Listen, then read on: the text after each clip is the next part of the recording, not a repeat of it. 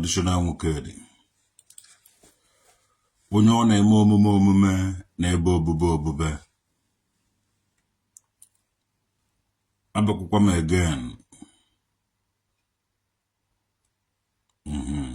abakwukwa m onye nsi abịa ya no kpọrọ m Mazzi Dibia ka nzie ya ozi ndị juiciest nzie ka na ezie m ozi ezie m atagụkwuru m ya hie nwanne anyị nwoke bụ Mazzi Dibia anyị nụrụ ka ị na-ekwu especially mụ nwa traditional nwoke dị na ntị echi m ibe ndụ mmadụ jizi omenala na ọdịnala Igbo eme nke ikpeazụ a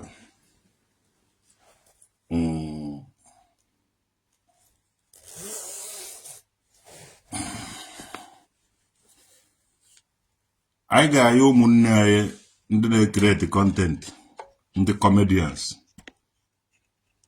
ka ha nwee ike ị na-respect omenala na ọdịnala Igbo especially nke ha na-akpọ Chief Imo Igbo Redicap awụghị ihe eji egwuregwu ị gaghị anọkọta afụrụ m mgbe Pete Edochie acted movie with ndị Hausa chie serious warning that movie ele and that movie will continue. Some of ụmụnne anyị kwu against okpukperechi ndị ugwu a na-egbu ha egbu mee ha ife ndị ugwu na-eme ha and onwe ha onye na-ekwe ekwu about it. Omenala nke eji were mara ndị Igbo dati okpu mmemme na isi agụ ya ka eji were mara ndị Igbo and mụnwa chọrọ ka respect ya wụ ife ka respect ya ị gaghị eji ewere egwuregwu this warning na agala Chief Imo na-ekpu okpu mmeye emeni ha ndị ekwe so one that man a na-akpọ Chief Imo ndị Igbo unu emebisiziri na ya omenala anyị especially ndị Igbo na-eje ụka ịbụrụ okpu mmeye ahụ unu ga-ahapụrụ anyị ya o belong to Igbo traditional people. Unu enyeziri eme anybody onye ọwụna unu nyere ya obido onye ahụ o menuru that na onye ahụ belong to Igbo society so takes for granted and ikpuru ogbu ahụ misbehaves na Mazzi Dibia dere about it na page ya and achọrọ nke look into that achọrọ ka ndị Igbo talk about it unu mara otu unu chọrọ ka esi na-use dị okpuredi Mazzi Dibia ị gaghị agba ọsọ site na ị gaghị na-ekpuzi okpuredi ị ga na-ekpu ya and ị mara otu unu si wee chọọ ka a na-eme ndị Igbo identify through that okpuredi then ya ede kwuo na ya ekwuo. Igbo leaders look on into this matter. Una flush under the cap under the toilet. So look deep into it. Mazzi Dibia, ị gaghị agba ọsọ from ikpu okpuredi.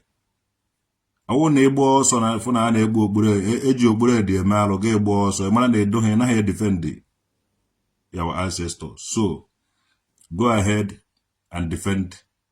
Go ahead and defend it. It is your right.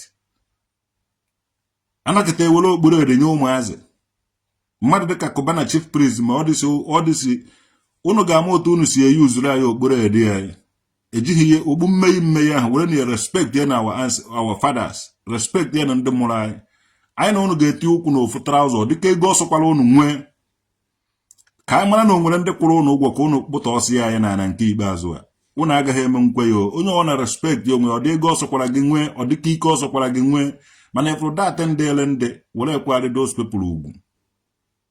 Mazzi Dibia, go ahead and talk about it on the live show on the live kwuo na social media gbasa ozi mee live video about it. Negodi Chief Imo iriske ye nonsense ya hoyi were ogbure di ya egbi chifu imu owo na ịchọ ka adụwa asị ata ya moto go owo na ịchọ ka ọ ga-ezigbote ihe disgrace ego na ese wu chifu imu anụ ọhịa ka ewu chifu imu wee ezigbote anụ ọhịa afụrụ m datin na page Mazzi Dibia chifu imu ewu ezigbote anụ ọhịa onye ekwe anụ mpama kago myself. But Mazzi Dibia, it is now, you're right. It is now time for you to go and make a live video. Because even a lot of people neg again. Kuye. More traditional okay, the gaba. Go and say it. Onye nyezi no Mazzi, onye nyezi anybody okpuru edi. O were eje mecha ihe. I ma wonde na ata afu, we are the victims. Ibo wona ha metere wute okpuru edi ahụ anyị nwawo osisi nọchiri ụzọ na evulu apa mma ya anyị nwa na ata dị afụ chufu ịmụ ị gaghị ese eti anyị ọpụ wute okpuru edi ahụ ewu ezigbote anụ ọhịa ụmụ onye nwere ike onye ọwụla na-ekpu okpuru edi ahụ anyị na-edere ịmụ onye ọgwụ onye ọwụla na-ekpu data ogbu anyị ahụ we need to know you mara ibe ị na-eme ọsịsọ ụmụ Igbo unu ga-ebido na from grassroots onye ọwụla na-ekpu okpu ahụ mara na ọ na-edefend nna nna ụnụ ha n'oji eme politik onye ọrụ na-ekpudi okpu mara na ọ na-speak to the ibe a chọrọ ka a na-speak n'okpu ahụ ka o ji ya mere parade ka o ji ya eme show chifu imo sụwa ọnụọgụ and then idiri ka ime video tenda nnukwute apology to ndị Igbo imeghe ihe ebe ọwụ imeghe ihe mara na idikiri aga ọgụ wuti anyị nwa ebe ọwụ na anyị fụrụ gụ mana ebe ọwụ na anyị fụrụ ga anyị ga-anwa gị ọla ka ọ ga-ezigbote ihe onye ọ na respect ya ndị Igbo nke ikpeazụ a olesi chọrọ onwere ihe ị chọrọ olesi onwere ihe ị chọrọ ka anyị gwagidata na need ihe ịchọ ya che nuwe na ị ga-enweta ya like there where you are.